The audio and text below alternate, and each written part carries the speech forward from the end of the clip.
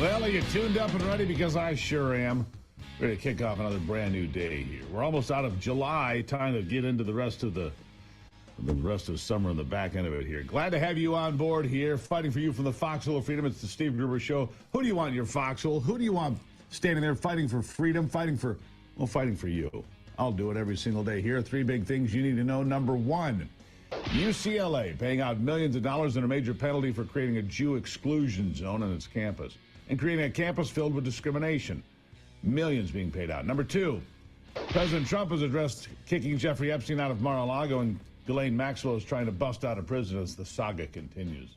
And number three, it is time to get lean and mean like a fighting machine. Nice little rhyme, isn't it? The Trump administration is cutting back on regulations like we've never seen before, and it's a very, very good thing. In a historic move, the EPA has introduced a proposal that would roll back the Obama-era endangerment finding. The endangerment finding. Do you know what this is? Well, you see, the 2009 so-called finding has been the basis, the foundation for most of the climate change hysteria and regulation. It came after the EPA decided that pollutants from burning fossil fuels harm the environment, that carbon dioxide specifically, and sometimes methane, are going to be the end of us, destroy the planet and humanity all at once. The White House Office of Management and Budget now looking to permanently reverse the finding, which would significantly hamper the EPA's ability to police so-called climate change, but it would at least muzzle much of the hysteria. Carbon dioxide, this is what they painted as the villain in their endangerment finding. It's a danger to the world, carbon dioxide. It's been around as long as Earth has, by the way. It's a natural gas that helps our plants grow, and any increases in CO2 can be largely attributed to natural cycles on the planet. Oh, and it accounts for 0.4% of the entire atmosphere. But the climate crazies, they don't care. They've been long dramatizing the presence of CO2 as being much worse than it actually is, to push for restrictions that are costly, unnecessary, and dangerous to us, to say the least. Overturning this finding is the kind of change that would outlast the Trump administration. It will outlast all of us. It's key. It would limit future authoritarian administrations from squeezing our economy into oblivion with regulation after regulation over what really is plant food. We're seeing the dawn of a new era with EPA Administrator Lee Zeldin. This is really important, who says it's just common sense. Common sense to reverse this kind of ruling. And it's what the American people really want. Listen to this. One of the biggest differences between conservatives and liberals, the right and the left, Republicans and Democrats on this, because we all care about protecting the environment. On the left, they say that in order to protect the environment, we have to put all these regulations in that will strangulate out of existence entire segments of energy sectors and other aspects of our economy. On the right, conservatives believe that we can both protect the environment and grow the economy. It's not a conservative choice. We are choosing to do both.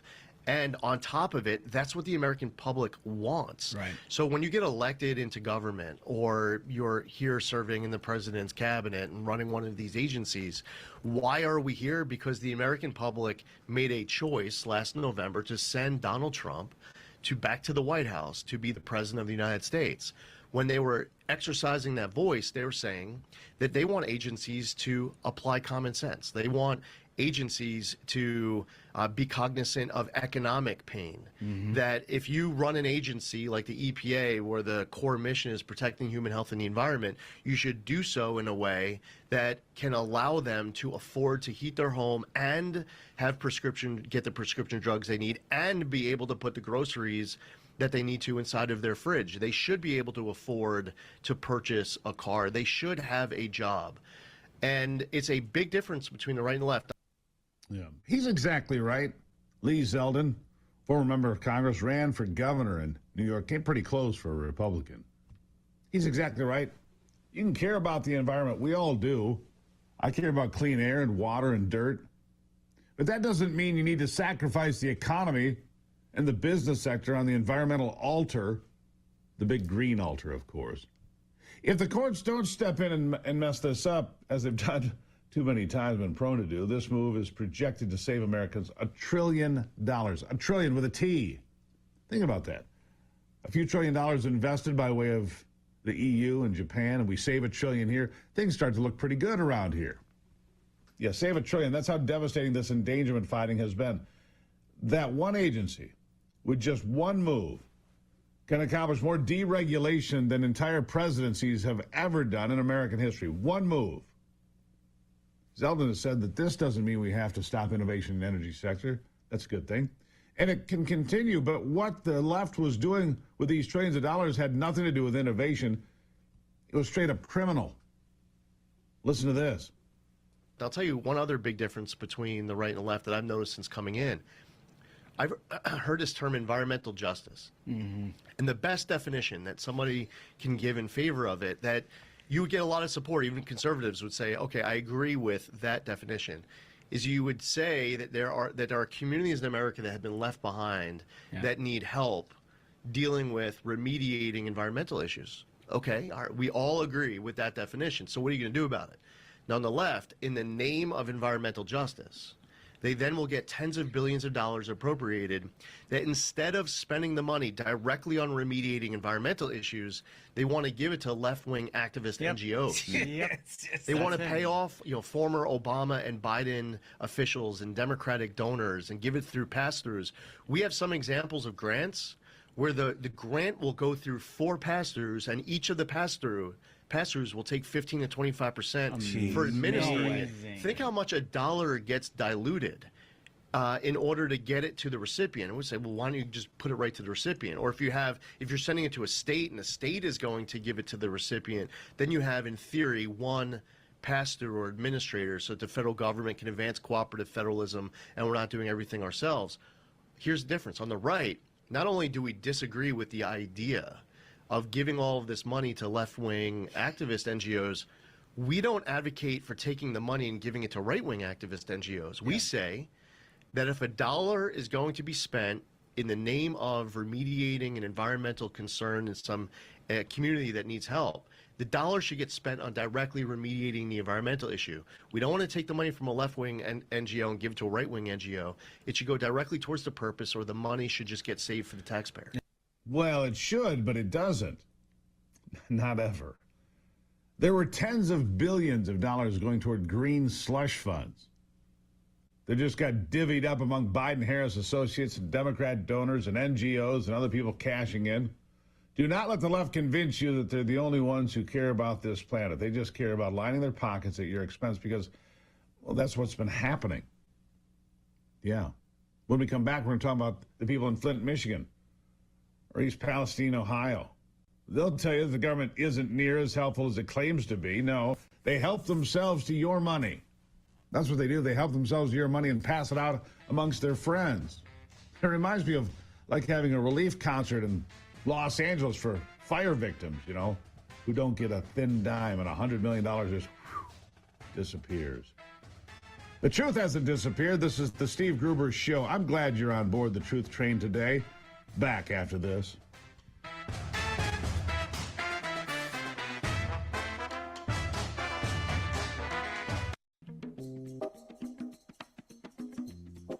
The government cares about you. That's why they need to get rid of all these greenhouse gases. I mean, just ask people in Flint, Michigan, and East Palestine, Ohio. They'll tell you that the government isn't near as helpful as it claims to be. Why? Because our tax dollars are getting siphoned off to who knows where. Lee Zeldin detailed a specific example of what I'm talking about. He is on it. Listen to this. I'll give you an example on the other end of this. There was one CEO who was serving on the White House Environmental Justice Council for the Biden administration. While she was serving on this council, she was CEO of an organization that applied for and received $20 million. So some people were able to, with the right connections, be on the receiving end of billions of dollars, others on the other end of this getting tens of millions of dollars, and the federal government not having oversight. And, I just mentioned the account control agreements that were entered into at EPA and these prime recipients. They were amending the account control agreements right up to the inauguration. There were amended account control agreements we found January 13th. So they were scrambling before you guys got in there and kicked some tires. They amended it. So yeah, they amended these account control agreements to reduce EPA oversight and to make it easier for them to pass through the money without getting caught. Yeah. Another day, another shady Biden administration dealing is revealed, of course. I can't say I'm shocked. I'm just glad that the Trump administration is methodically undoing as much damage as they can. Deregulation is going to be the thing that puts this country back on track in some ways, in major ways. If you think the mountain of red tape is just too far gone at this point for anyone administration to solve, I've got some news for you.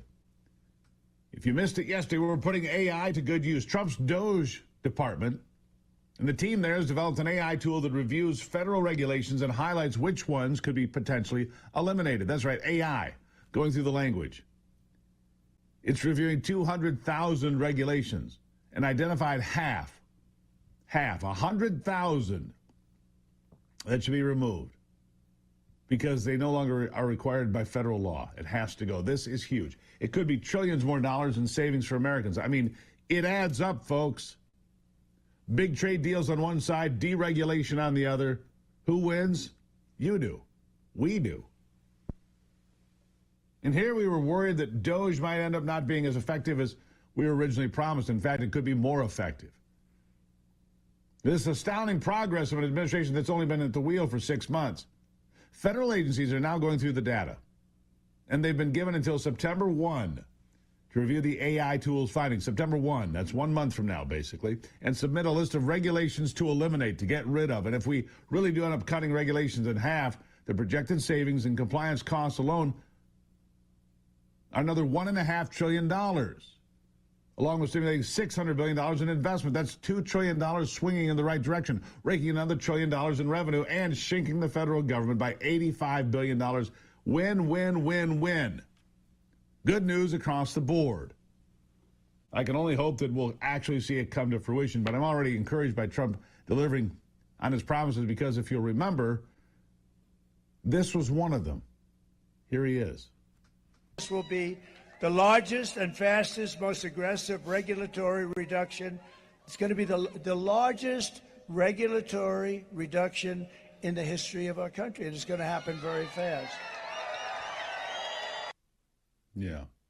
There's a reason we cheered for that.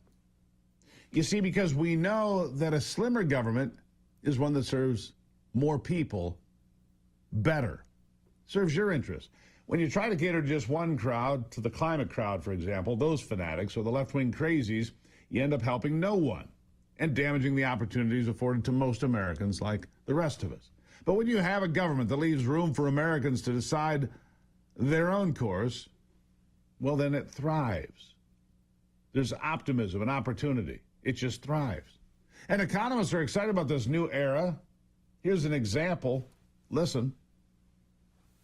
Why is deregulation such a big deal? Because you think it's the most important factor out there. It is now that trade is, I think, largely past us. Look, there's very little attention paid to this subject, and it's just amazing to me because the mother's milk of stock market gains are earnings, and earnings are driven by less red tape. And so we're going to see deregulations afford the banks the opportunity to loosen their purse strings a little bit and have more capital start to flow. So I think we're on the precipice of one of the most business-friendly environments of our time. That's a big deal, you know. It certainly is, on top of... If we're on the cusp of the most friendly business environment of our time, surely we're on the cusp of a nice move for the market. Add to that AI, add to that the extension of the tax cuts. Yeah. It is time to slash the red tape and unleash America's potential. Deregulation is rolling back with a vengeance. Lee Zeldin's leadership under Donald Trump and the AI tool's findings promised trillions in savings, boosting our economy once again, and keeping innovation alive. This is America, my friends. If the courts don't meddle, this could be the dawn of a freer, thriving nation. God bless America. We're on the right track. Did you know, by the way, that American homeowners nationwide have over $32 trillion in equity? Cyber criminals are targeting it with a growing scam the FBI calls house stealing. House alarms, doorbell cameras, and deadbolts won't work against these thieves because they're not after your stuff. They don't want your TV. They want your equity. If your title isn't being monitored, scammers can transfer the title of your home into their name using a one-page document they file at the county courthouse and then take out loans against it or even sell the property behind your back. Scariest part, you won't find out until collection or even foreclosure notices start hitting your mailbox. But by then, the damage is done. The best way to protect your equity, triple lock protection from my friends at Home Title Lock. Triple lock protection, 24/7 monitoring, alerts of any changes, and God forbid if the worst happens, restoration services, no cost to you. Get a free title history report and a 30-day free trial of triple lock protection today by going to HomeTitleLock.com using the promo code Gruber. HomeTitleLock.com. Promo code Gruber. It's free to ask, folks. You might as well find out and support this program at the same time. I'll be right back.